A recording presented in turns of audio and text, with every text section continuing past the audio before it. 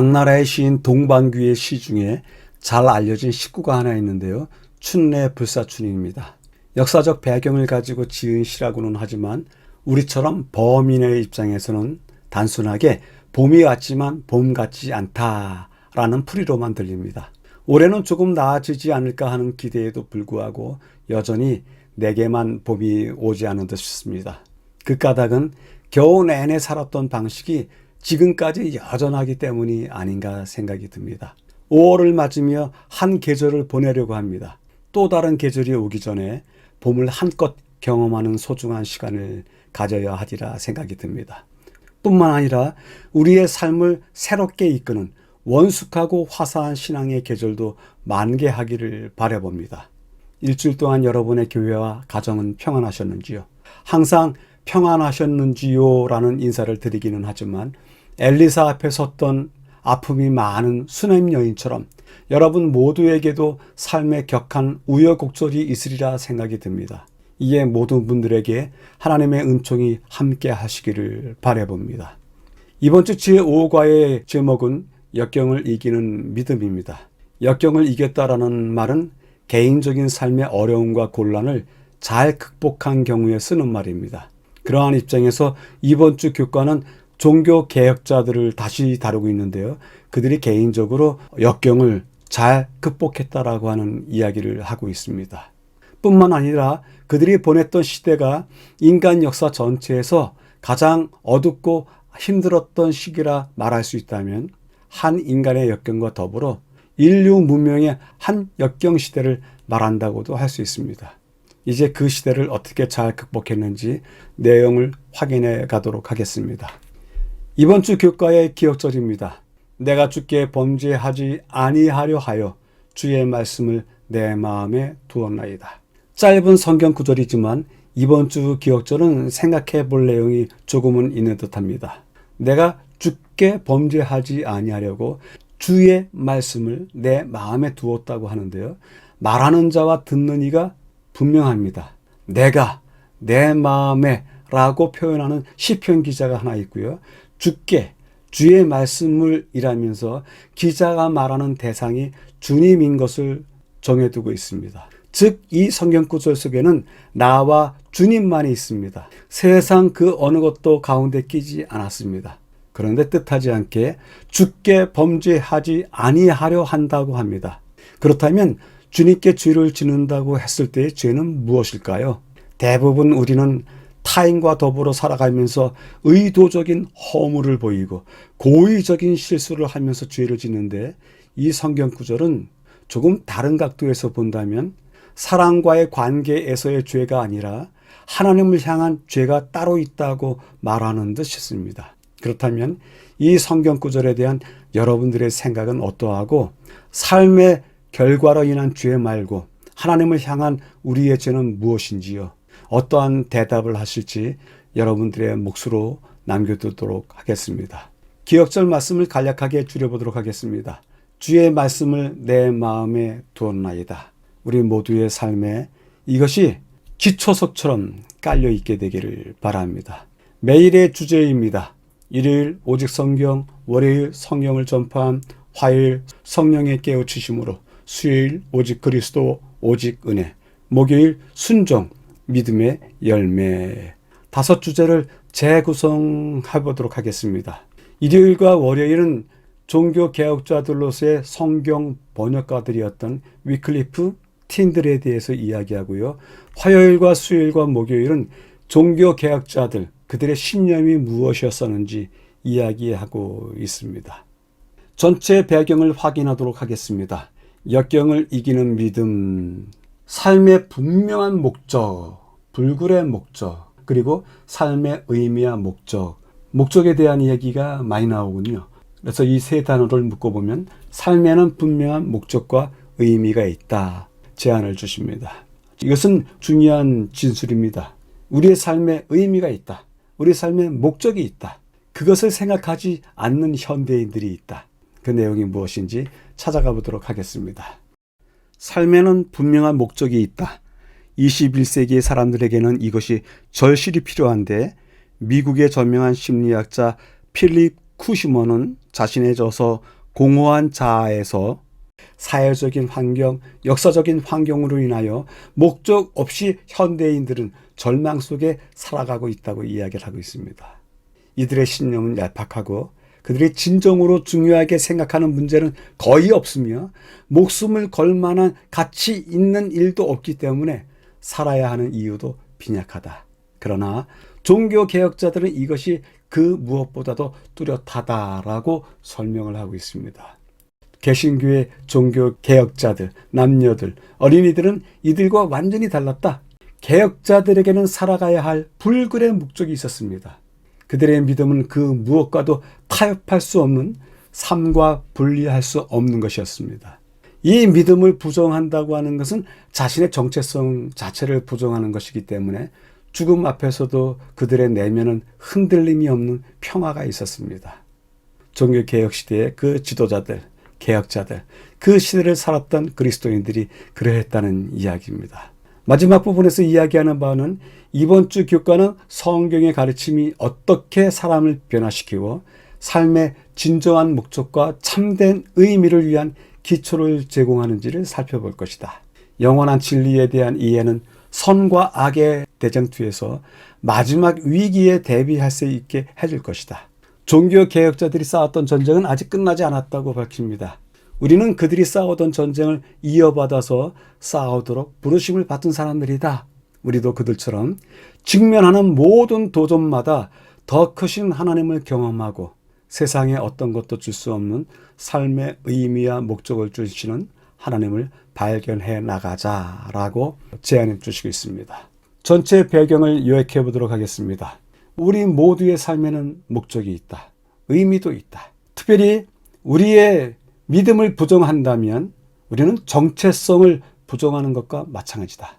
믿음이 우리의 정체성이다. 때문에 직면한 모든 도전에서 우리 삶의 의미와 목적을 찾아 나가자. 그리고 하나님을 발견해 나가자. 이야기하고 있습니다. 여쭤보게 됩니다. 나의 삶에는 어떤 목적이 있다고 진술할 수 있을까? 혼자 독백하는 식으로, 혼자 고백하는 식으로 우리 모두의 삶의 목적, 의미에 대해서 다시 한번 되새겨 보시게 되기를 바랍니다. 첫째 날입니다. 오직 성경, 하나님의 말씀, 하나님의 능력, 성경으로 가득 채웠다. 제목이 그러하듯이 본문에서도 하나님의 말씀과 말씀이 주는 능력, 그리고 그 하나님의 말씀을 가득 채웠던 종교개혁 시대의 사람들에 대해서 이야기를 하고 있습니다. 따라서 모아본다면 하나님의 말씀, 우리 생명의 활력, 신앙의 활력을 주는 능력이 된다라고 이야기합니다. 시편 몇 편을 읽어보라고 하는데요. 확인해 보도록 하겠습니다. 주의 말씀이 내 입에 꿀보다 더하니이다. 내가 명철케 되었으므로 주의 말씀을 바라싸우며 주의 말씀을 즐거워하나이다. 성경은 종교개혁자들의 신앙의 근본이고 가르침의 본질입니다. 그들은 성경이 성령의 감동으로 살아있고 항상 있는 하나님의 말씀인 것을 이해했습니다. 그들은 모든 말씀을 소중히 여겼습니다. 그들은 성경을 읽고 그 약속을 믿으면서 믿음이 강해졌고 새로운 용기도 가지게 되었습니다. 그러했던 그들에 대해서 인용문이 있습니다. 인용문을 읽어보도록 하겠습니다. 하나님의 말씀의 약속은 그 약속을 통하여 그분께서 우리 각 사람에게 말씀하시며 마치 우리가 당신의 말씀을 직접 들을 수 있는 것처럼 말씀하시고 계신다. 이와 같은 약속들을 통하여 그리스도께서는 당신의 은혜와 능력을 우리에게 전달해 주신다. 그것들은 만국을 소송하기 위하여 있는 나무에 달린 잎사귀들이다. 그 말씀을 받아들이고 흡수함으로 그것들은 품성의 힘과 생명의 원기와 영양소가 된다. 그 외에 다른 어떤 것도 이 같은 치료의 능력은 없다. 그 밖에 어떤 것도 온 존재의 생명력이 되는 용기와 믿음을 나누어 줄 수 없다. 마지막 부분에는 하나님의 말씀이 우리의 인생을 실제적으로 어떻게 변화시키는지, 몸과 영혼과 마음을 어떻게 변화시키고 있는지 말씀 주시고 있습니다. 잊지 않게 되기를 바랍니다. 두 번째 부분에서는요, 성경은 슬픈 마음에 기쁨을 주고 낙심한 마음에 소망을, 어두운 마음에 빛을 비추어 줍니다. 특별히 혼란한 중에 방향을 제시해 주고 막막할 때 확신을 주고 연약한 가운데 힘을 주고 무지한 마음에 지혜를 줍니다. 이것이 성경이 우리에게 실제적으로 주는 영향력입니다. 때문에 하나님의 말씀을 묵상하고 주어진 약속을 믿음으로 신뢰할 때 생명을 주는 하나님의 능력이 우리의 육체적, 정신적, 정서적, 영적 존재 전체에 활력을 주는 것이 분명합니다. 때문에 종교개혁자들은 그들의 마음을 성경으로 가득 채웠습니다. 그들은 말씀으로 살았고 많은 개혁자들이 말씀을 따르다 순교했습니다. 그들은 안일한 태도에 머물며 더 이상 성장하지 않는 겉모습의 그리스도인들이 아니었습니다. 여기서 오늘 교과에 제일 중요한 표현이 나오지 않는가 생각이 드는데요. 그들은 안일한 태도에 머물며 더 이상 성장하지 않는 겉모습만의 그리스도인.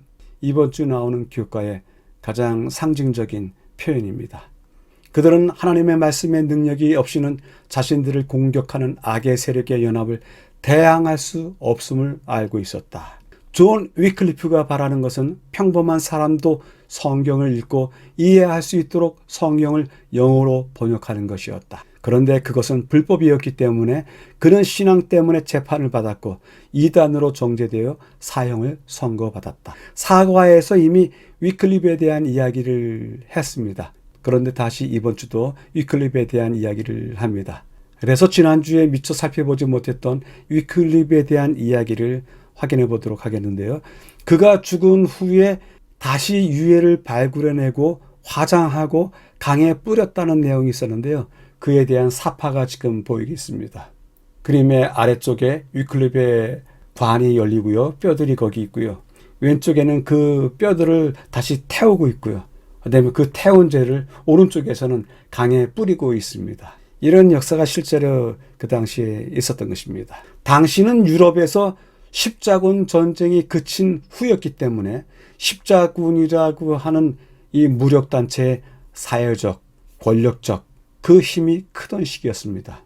그런 와중에 법정에서 증언하였는데요. 재판정 장면에서도 보면 칼을 든 군대 장관의 모습이 보이는데요. 법정에서 했던 증언입니다. 그대들은 누구와 더불어 싸우고 있다고 생각하는가?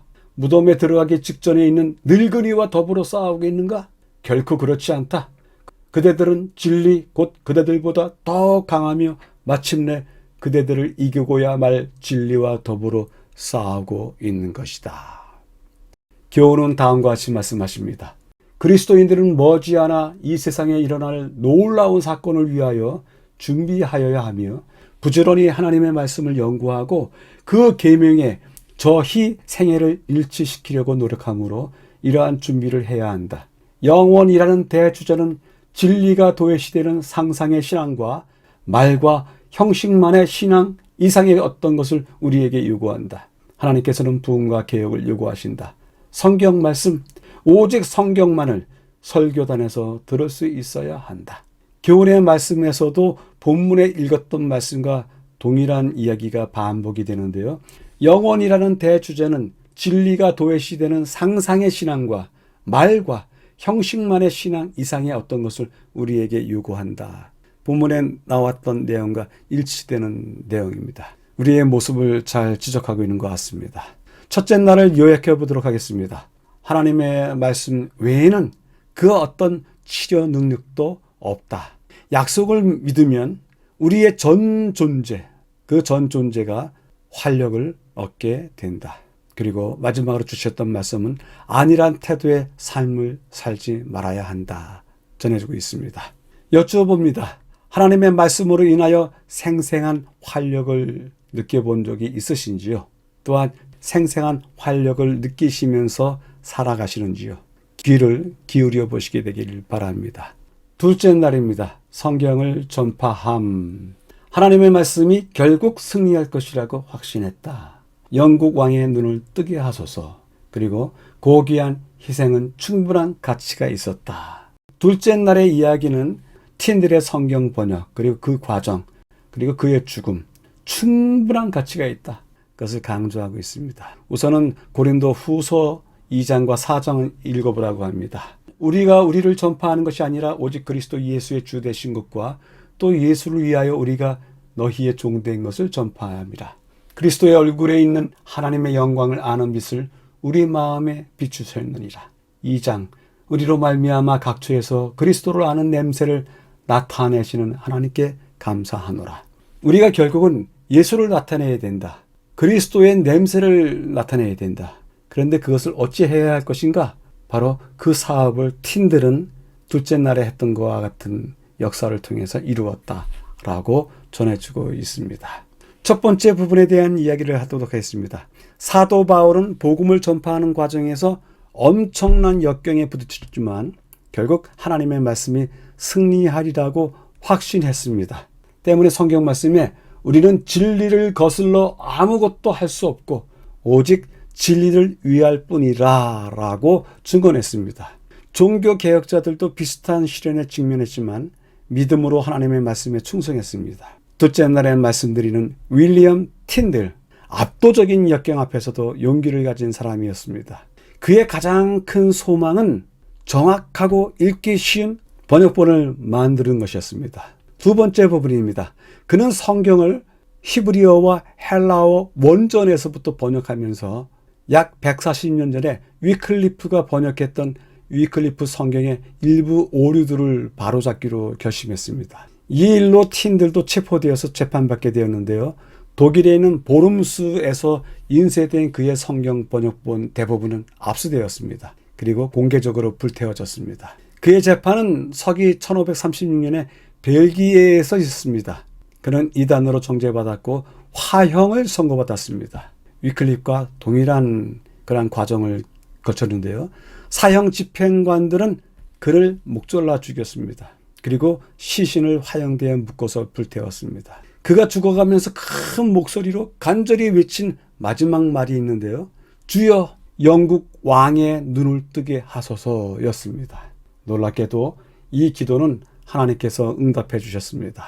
그가 죽은 지 4년 만에 영어로 번역된 4권의 성경이 출간되었는데요. 그 중에서 4권 이후에 마지막으로 5번째 출간된 성경이 킹 제임스 성경이라고 해서 모든 영어 성경 역본 중에서 기준이 되는 성경이었습니다. 이들 성경 대부분은 틴들의 작업에서 기초된 것입니다. 54명의 학자들은 틴들의 초기 영어 번역본에서 많은 영향을 받았는데 구약 번역 중에서는 76%, 신약 번역 중에서는 83%가 틴들의 번역으로 추정되고 있습니다. 2011년에 출간 400주년을 맞이한 이 성경은 인쇄본이 10억 부라는 놀라운 기록을 달성했습니다. 이 성경은 전 세계 수천만 명의 사람들에게 영향을 미쳤습니다. 틴들의 고귀한 희생은 충분한 가치가 있었습니다. 상황이 아무리 어렵고 힘들어 보여도 틴들과 성경을 믿는 동료들은 하나님께서 당신의 뜻에 따라 모든 것을 이루실 것이라고 믿었습니다. 틴들 때문에 많은 사람들의 삶에 영구한 변화가 있게 되었습니다. 그 틴들에 대한 이야기를 잠깐 살펴보도록 하겠습니다. 지금 여러분들이 보시는 동상이 틴들입니다. 옥스퍼드 대학을 나왔고 캠브리지 대학에서 강사를 했습니다. 특별히 문학을 공부했는데요. 문학을 공부했기 때문에 번역에도 많은 관심이 있었습니다.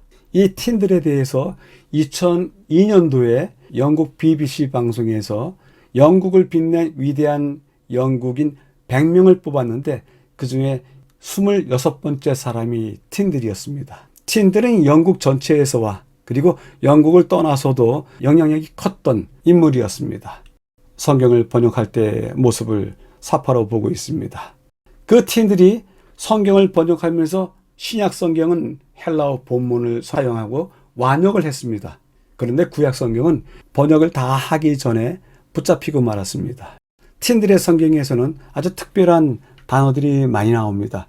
그가 문학을 전공했던 사람이기 때문에 번역을 하면서 그만의 고유한 단어들을 많이 사용하면서 번역을 했는데요. 유월절을 패스오버라, 그리고 속죄소를 머시시트라고 번역하고요.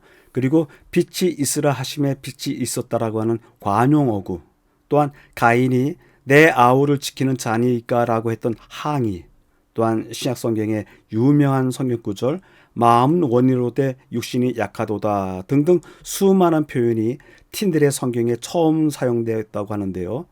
그가 문학을 했기 때문에 가능했던 일이라 이야기하고 있습니다. 그래서 티인들은 셰익스피어나 번연이 만들어냈던 언어의 풍성함보다도 더 크게 기여한 사람이다 평가했습니다.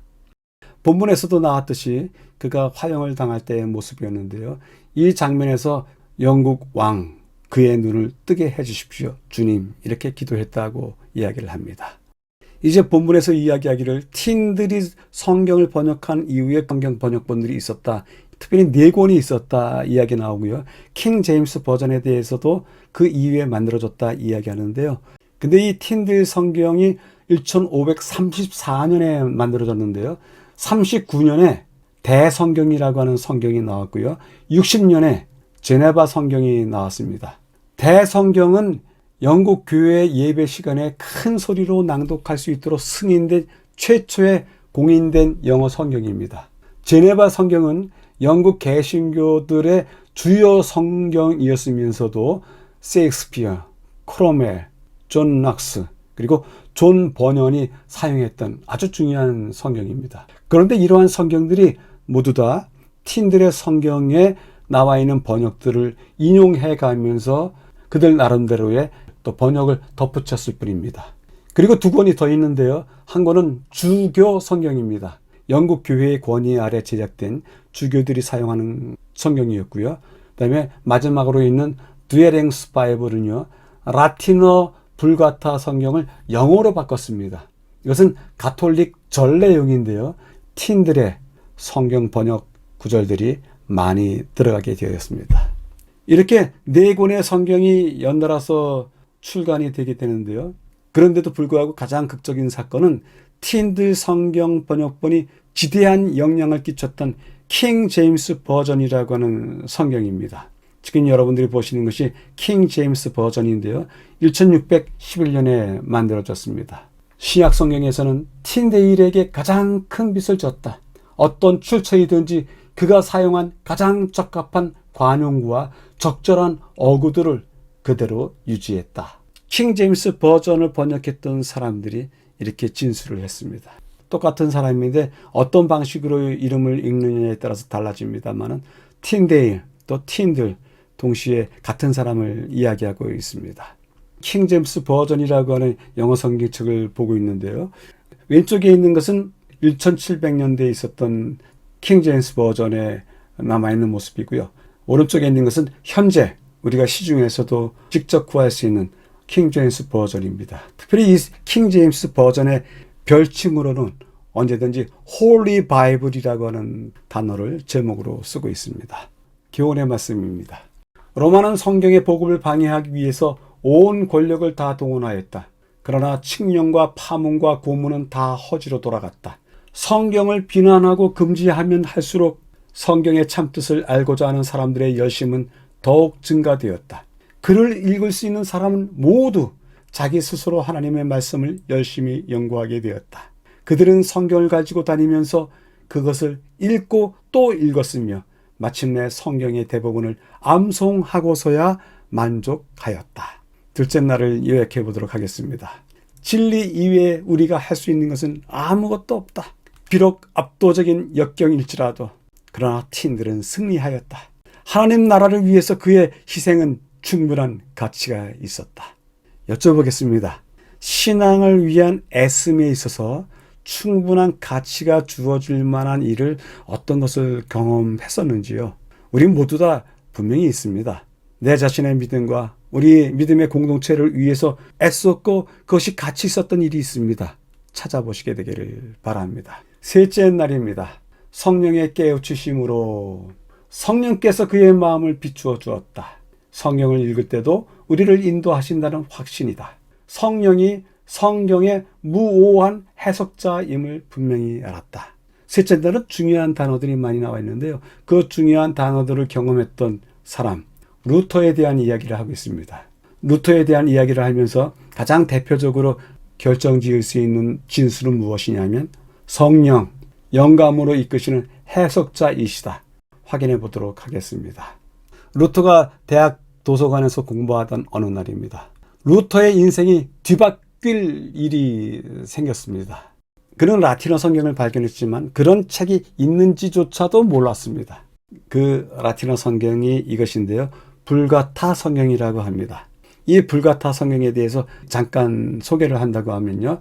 비블리아 불가타라고 하는데 히에로니무스라고 하는 사제가 382년 신약 성경 원문을 라틴어로, 그래서 로마가 사용하던 베투스 라티나 복음서를 개정하라는 교황 다마수스 1세의 위임을 받아 신약 원문을 번역했는데, 우선은 복음서를 개정하라고 위임을 받았지만 신약 성경 전체를 번역을 했습니다. 그런데 이런 불가타 성경이 있었음에도 불구하고 많은 사제들은 단지 이것을 교회의 전통적인 성경책으로만 받아들이고 큰 감동이 없었던 것입니다. 그런 상태로 1000년이 지나면서 드디어 루터 시대까지 이르게 되는데요. 그 불가타 성경을 번역했던 제롬의 동굴이 베들레헴에 가면 있습니다. 베들레헴에 가면 예수님 탄생 교회가 있는데요. 그 예수님 탄생 교회의 지하에 제롬이 성경을 번역하던 동굴이 아직까지 남아 있습니다. 그는 이 불가타 번역을 읽으면서 전통으로 가려져 있던 진리가 튀어나오는 것처럼 그렇게 느낌을 받았습니다. 기쁨으로 한 장 한 장 또 한 구절 한 구절을 읽어드리겠습니다. 그리고 그 성경 말씀에 있는 능력과 명료함에 감탄을 했습니다. 성경을 넘기는 동안에 성령께서 그의 마음을 비추어 주셨던 것입니다. 전통으로 가려져 있던 진리가 성경의 장마다 튀어나오는 것처럼 보일 때 그는 성령께서 자신을 인도하신다는 것을 느꼈습니다. 그런 성경을 처음 본 경험을 이렇게 기록했다고 합니다. 오 하나님, 나에게 이런 책을 주셨으면. 두 번째 부분을 위해서는 요한복음과 베드로 후서를 읽으라고 하는데요. 확인하도록 하겠습니다. 요한복음 14장, 보혜사 곧 아버지께서 내 이름으로 보내실 성령, 그가 너희에게 모든 것을 가르치시고 내가 너희에게 말한 그 모든 것을 생각나게 하시리라. 16장, 그가 너희를 모든 진리 가운데 인도하시리니 그가 자의로 말하지 않고 오직 듣는 것을 말하시며 장래 일을 너희에게 알리시리라. 내 것을 가지고 너희에게 알리겠습니다. 그가 내 것을 가지고 너희에게 알게 하리리라 하였노라. 베드로 후서, 오직 성령의 감동하심을 입은 사람들이 하나님께 받아 말한 것임이니라. 이 성경절들을 읽으면서 우리가 다음 구절에서 성경을 해석하는 어떤 원칙을 발견할 수 있는가에 대해서 대답할 수 있는데요. 그 대답이 그것입니다. 성경 기자들에게 영감을 주셨던 바로 그 성령 하나님께서 성경을 읽을 때도 우리를 인도하신다라고 하는 확신이 있는 것입니다. 성령만이 하나님의 진리의 거룩한 해석자입니다. 그 어떤 단상에 있는 사람도 해석자가 아닙니다. 성령만이 진리의 거룩한 해석자입니다. 안타깝게도 오늘날 많은 그리스도인들은 성경의 신성한 기원을 경시하고 인간적인 이해에 집중합니다. 사탄은 더 이상 성경을 숨길 수 없기 때문에 차선책으로 성경의 신성한 특성을 배제하고 단순히 문학작품으로 제시하거나 심지어는 종교가 대중을 통제하는 억압하는 도구인 것처럼 전락시킵니다. 종교개혁자들은 사제, 고위성직자, 교황이 아닌 성령이 성경의 무한 해석자임을 분명하게 알았습니다. 스코틀랜드의 종교개혁자 존 낙스가 있었는데요. 그가 스코틀랜드의 여왕 메리와 흥미로운 대화를 나눈 것이 길게 인용문으로서 주어졌습니다. 확인해 보겠습니다. 너는 성경을 이런 의미로 해석하고 그들은 또 다른 의미로 해석한다. 그러면 나는 누구를 믿어야 하며 누가 판단을 해줄 것이냐? 여왕 전하께서는 성경이 밝히 말한 하나님을 믿으시면 그만입니다. 거룩한 말씀이 여왕을 가르치신 것 외에는 어떤 말이나 이 편말이나 저 편말이나 믿을 필요가 없습니다. 하나님의 말씀은 그 자체가 분명합니다.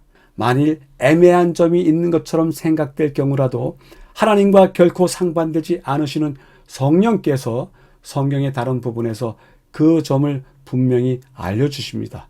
그러므로 사람이 마음을 완악하게 하여 무지한 데 묻히지 않는 한 의구심을 가질 일은 결코 없을 것입니다. 셋째 날에 대한 교훈을 보도록 하겠습니다.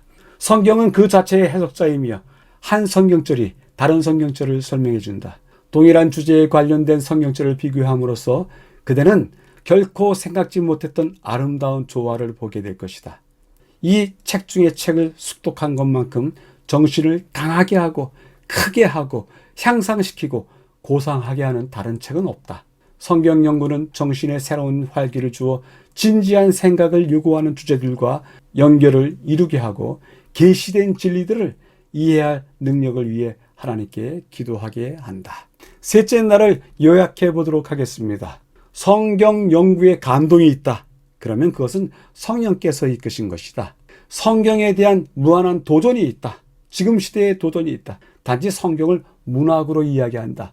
아니면 권위를 가진 통제 수단으로서 성경의 권위 앞에 무릎을 꿇라 하는 그런 곳에 사용한다. 그렇게 대체되고 있다. 그런데 우리가 성경 연구를 하면서 모험을 해야 된다. 영감을 따르는 모험을 하자. 제안을 주시고 계십니다. 여쭤봅니다. 우리의 삶을 바꿀 만큼의 성경에 묻혔던 경험이 있는가? 그러한 시절이 언제였었던가 확인해 보시게 되길 바랍니다. 그리고 그때를 기억하셔서 다시 여러분들이 성경 연구에 힘을 쓰시는 우리 모두가 되기를 바랍니다. 넷째 날입니다. 오직 그리스도, 오직 은혜. 하나님의 공의는 완전한 순종을 요구한다. 오직 그리스도만이 구원의 근원이심을 발견했다. 그리고 정죄함을 받으신 것은 넷째 날은요, 성경을 연구하면서 구원론이라고 많이 공부하는데요. 그 구원론의 많은 이야기를 이처럼 명확하게 밝힌 공부는 없었다 싶을 정도로 교과가 준비가 잘 돼 있습니다. 연결해 보면요, 하나님의 공의, 그것은 어떤 싹을 치르고서도 보존되어야 되는데 그 공의를 위해서 십자가를 지신 주님이 계시다. 우리는 이 은혜를 거저 얻은 것이다. 선물로 얻은 것이다. 우리에게는 정죄함이 없다. 이야기를 하고 있습니다.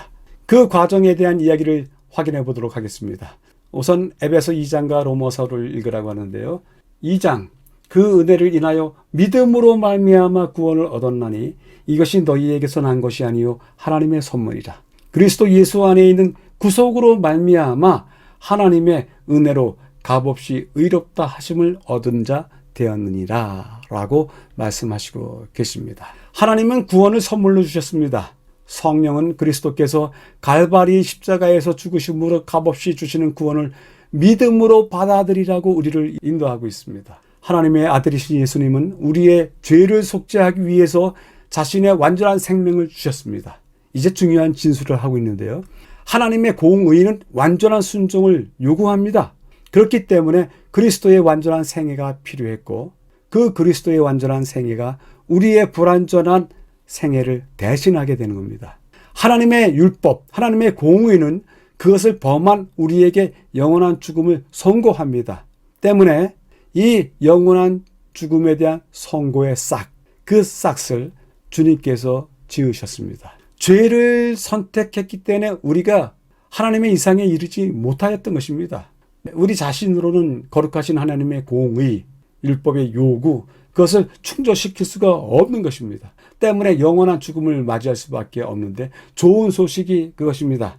사도 바울은 죄의 싹은 사망이요 하나님의 은사는 그리스도 예수 우리 주 안에 있는 영생이라고 확신을 주었는데요.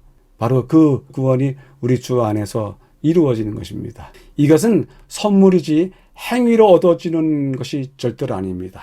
복음에 있어서 분명한 한 가지 진리가 있다고 하면 그것은 우리 자신의 힘으로 구원을 얻을 수 없다는 것입니다. 두 번째 부분입니다.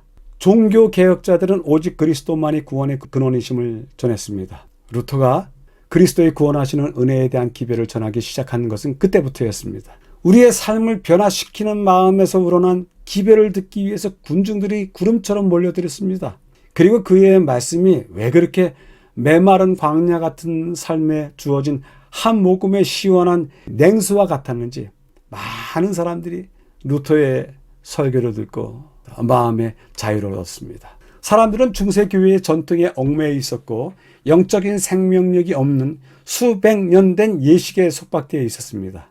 루터가 전하는 성경에 기초한 기별은 사람들의 마음을 움직였고 삶을 변화시켰습니다. 루터는 신약 성경을 읽으면서 하나님의 선하심에 그 자신이 압도되었습니다. 인류를 구원하고자 하는 하나님의 열망은 그를 감동시켰습니다. 당시 교회 지도자들은 구원은 사람의 노력과 하나님의 도우심이 협력해서 이루어지는 것이라고 가르쳤지만 이것이 일반적인 견해였지만 루터는 그렇게 하지 않았습니다. 마지막 부분에 루터는 그리스도의 십자가에서의 죽으심이 모든 인류를 구속하기에 충분하다는 것을 알았습니다. 인용문이 나와 있는데 함께 확인해 보도록 하겠습니다.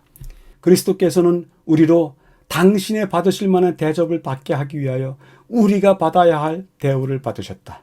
그리스도께서 당신과 아무 상관이 없으신 우리의 죄를 인하여 정죄함을 받으신 것은 우리가 아무런 공헌도 한 바 없는 당신의 의로 의롭다 하심을 받게 하시기 위함이었다. 이 얼마나 강력하고도 놀랍게 쓰여진 복음의 요약인지요. 자신의 공로가 없는 의로 우리가 의롭게 될 수 있다니 이것이야말로 놀라운 약속입니다. 교훈은 다음과 같이 이야기하십니다. 우리가 그분의 순결하심과 탁월하심을 깊이 생각할 때 우리 자신의 연약함과 가난함과 결점들을 있는 그대로 보게 될 것이다. 우리는 우리 자신이 다른 모든 죄인과 마찬가지로 스스로 의롭다는 두루마기를 입고 있으며 아무 소망도 없이 잃어버린 바 된 자들을 보게 될 것이다. 우리가 만일 구원을 얻게 된다면 그것은 우리 자신의 선행으로 되는 것이 아니라 오직 하나님의 무한하신 은혜로 말미암아 되는 것임을 알게 될 것이다. 넷째 날을 요약해 보도록 하겠습니다. 공의, 율법, 이것들은 인간에게 의로움을 요구한다. 그럼에도 불구하고 우리에게는 의로움이 없습니다. 때문에 주님께서 우리의 구원 되신 주님께서 요구하시는 바를 이루셨고 우리의 삶을 변화시킨다. 우리는 우리의 구원에 공헌한 바가 아무것도 없다. 주님께서 우리로 하여금 의롭다 함을 받게 하신 것뿐이다. 우리는 선물을 받았을 뿐이다. 여쭤봅니다. 갇히고 눌려 있는 듯이 사는 우리의 삶에 무엇으로 인하여 변화가 일어날까요? 우리 자신이 찾을 수 있는 명확한 대답을 찾아보시고 그 대답이 여러분들의 삶을 이끄는 말씀이 되기를 기대해 봅니다. 다섯째 날입니다. 순종, 믿음의 열매. 자신을 바라보는 대신에 예수님을 바라보라. 나는 구원을 위해 오직 그리스도만을 구원으로 신뢰한다. 그리스도를 더 잘 알고 끊임없이 갈망했다. 우리가 가져야 될 마음에 대해서 또 우리 믿음의 방식에 대해서 다섯째 날도 따뜻하게 권하고 있는데요. 이 말씀들을 모아보면 오직 그리스도만이 우리의 구원자이시다. 우리가 오직 그분만을 바라보자. 로마서 3장, 6장, 8장을 읽으라고 하는데요. 그 중에서 3장을 읽겠습니다. 오직 믿음의 법으로니라. 사람이 의롭다 하심을 얻는 것은 믿음으로 되는 줄 우리가 인정하노라. 도리어 율법을 굳게 세운다. 첫 번째 부분입니다. 루터 시대의 교회에 새로운 바람이 불고 있었습니다. 수만 명의 사람들이 죄 많은 자신을 바라보는 대신에 예수님을 바라보라는 가르침을 받았습니다. 이 가르침은 지금도 마찬가지입니다. 예수님을 바라본다면 예수님께서 나를 용서하시고 나를 의롭다 선언하시는 그 말씀을 오늘도 들을 수 있습니다. 이 시대의 사람들이나 우리나 동일하게 자신의 모습을 바라보았을 때는 의심할 여지 없이 낙담한 일들만 보게 될 것입니다. 그렇기에 우리 역시 다른 무엇보다도 예수님을 바라보아야만 합니다. 하나님의 은혜는 우리를 변화시킵니다. 존 웨슬리가 런던에서 열린 모라비안 교도의 모임에 참석한 어느 날 그는 루터의 로마서 서론을 읽는 것을 들으면서 전율했습니다. 그는 태어나서 처음으로 복음을 이해하기 시작했습니다. 무언가 내면에서부터 꿈틀거렸고 웨슬리는 자신을 위해 생명을 주신 그리스도에게 기이하게 끌리는 것을 느꼈습니다. 이 종교개혁자 웨슬리에 대한 이야기는 감동을 받을 수밖에 없습니다. 기록한 글이 남아있는데요. 확인하겠습니다. 나는 구원을 위해 오직 그리스도만을 구원으로 신뢰한다고 느꼈으며 그분이 나의 죄를 사하시고 죄와 사망의 법에서 나를 구원하셨다는 확신을 얻었다. 이 웨슬리는 진정한 마음의 변화를 얻게 된 그리스도인이 되었습니다. 이 표현이 그렇습니다. 그분이 나의 죄를 사하시고 죄와 사망의 법에서 나를 구원하셨다는 확신을 얻었다. 이때로부터 웨슬리 종교개혁자로서의 경험을 끌고 가는 것입니다. 세 번째 부분에서는 베드로 전후서, 골로새서 여러 책을 읽으라고 하는데요. 베드로전서 2장 순전하고 신령한 젖을 사모하라. 너희로 구원에 이르도록 자라게 하려 함이라. 우리 주 곧 구주 예수 그리스도의 은혜와 저를 아는 지식에서 자라가라. 골로새서 모든 선한 일에 열매를 맺게 하시며 하나님을 아는 것에 자라게 하시고, 세 성경절 모두 다 자라는 것에 대해서 이야기를 했습니다. 자라남, 성장함, 발견해 가는 것, 하나님의 말씀에 높고 심오한 뜻을 발견해 나가는 그러한 과정에 대한 이야기를 하고 있습니다. 종교 개혁자들은 더 많은 진리를 발견하기 위해서 체계적으로 말씀을 연구했습니다. 그들은 현상 유지 상태를 답보하거나 성장이 거의 없거나 멈춰버린 경직된 종교 경험에 만족하지 않았습니다. 오늘 계속 반복되고 있군요. 어떤 그리스도인들에 대해서 이야기할 때 그들이 그리스도인 모양만 가지고 있다, 말로만 그렇게 한다. 그리고 지금 이야기하는 것은 성장도 거의 하지 않고 멈춰버리고 현상 유지만 하는 그리스도인들이 있다, 그렇게 이야기하는데요. 그러나 종교 개혁자들은 그리스도를 더 잘 알고자 끊임없이 갈망했다. 이 갈망이 오늘을 살아가는 우리에게도 동일하게 있어야 되지 않는가 생각이 듭니다. 중세시대의 성경을 믿었던 많은 그리스도인들은 그들의 헌신에 따르는 엄청난 대가를 치러야 했습니다. 고문받고 투옥당하고 추방당하고 처형을 당했습니다. 재산을 몰수당하고 집이 불탔고 경작지가 짓밟히고 가족들 역시 핍박을 받았습니다. 고향에서 쫓겨났습니다. 그럼에도 불구하고 그들은 하나님이 계획하시고 지으실 터가 있는 도성을 바라보았습니다. 고문을 당할지라도 자신을 괴롭히는 자들을 축복했고, 어둡고 습한 지하 감옥에서 괴로울 때 더 밝은 내일에 대한 하나님의 약속을 사모했습니다. 몸은 비록 감옥에 갇혀 있었지만 그들은 그리스도 안에서 자유로웠습니다. 그들은 말씀의 진리와 곧 다시 오실 주님에 대한 소망 가운데 자유를 경험했습니다. 마지막 부분에 자유라고 하는 단어를 2번 사용했습니다. 이 자유는 진리가 너희를 자유케 하리라 했을 때 그 자유를 이야기합니다. 종교 개혁자들의 입장에서는 그들이 얻은 자유가 그들을 변화시키는 진리로 인해서 그들이 자유를 얻었던 것입니다. 단순하게 옳고 그름이 아니라 그들의 삶 전체를 변화시켰던 자유, 그 진리의 말씀, 그것이 마지막 부분의 중요한 교훈입니다. 교훈을 확인하도록 하겠습니다. 하나님의 율법은 조금도 부족함이 없는 완전으로, 곧 그의 모든 요구에 완전하고 철저한 순종으로 충족될 것이다. 그 요구의 절반 정도가 되든지 완전하고 철저한 순종이 안 되면 아무런 효과가 없다. 이러므로 그의 열매로 그들을 알리라. 모든 나무는 그 열매로 안다. 우리의 말과 우리의 행위는 우리가 맺는 열매이다. 말씀을 하십니다. 5째 날을 요약해 보도록 하겠습니다. 자신 말고 주님만을 바라보자. 왜 그런지 아시죠?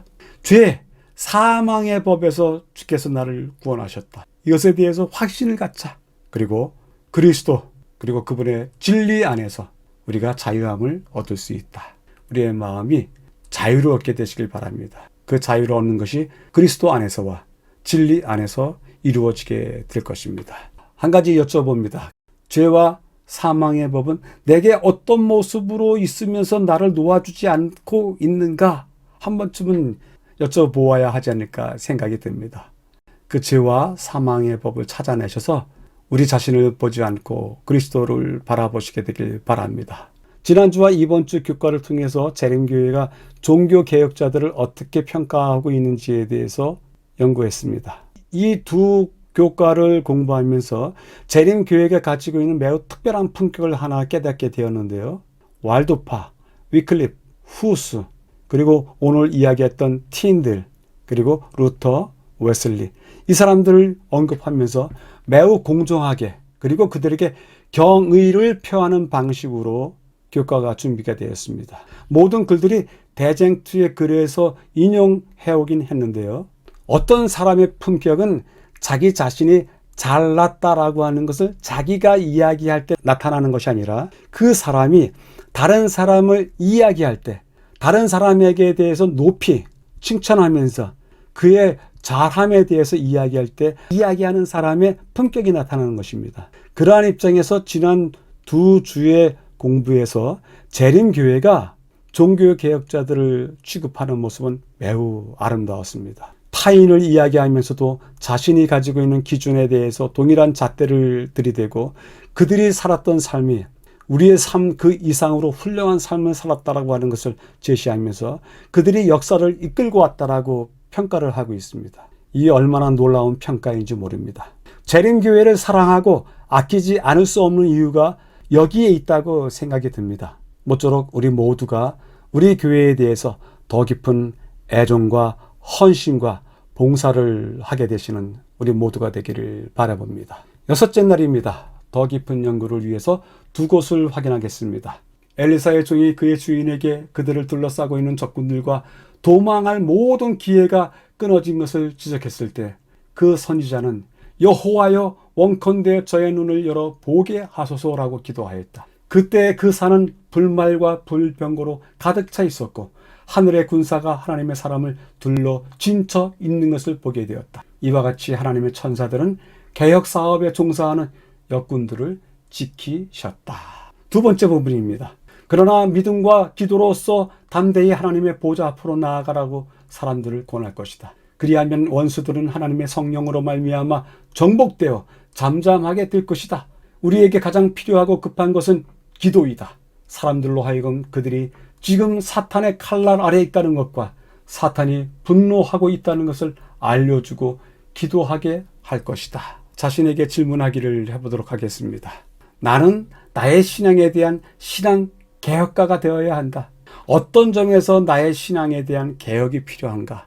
종교 개혁 시대의 개혁가들에 대한 이야기를 들으면서 이렇게 질문해 볼 수 있겠습니다. 오늘의 교과를 세 줄로 요약해 보도록 하겠습니다. 성경 말씀에 대한 연구, 그것만이 우리의 삶을 변화하게 만든다. 뚜렷한 구원에 대한 신념을 가지라. 그리고 그것이 내게 지금 있음을 확고히 유지하라. 그리하면 그리스도 안에서, 진리 안에서 자유를 얻게 될 것이다. 줄여볼 수 있겠습니다. 본 학회의 교과 연구에 참여해 주신 여러분들께 감사드립니다. 다음 주에 다시 뵙겠습니다. 감사합니다.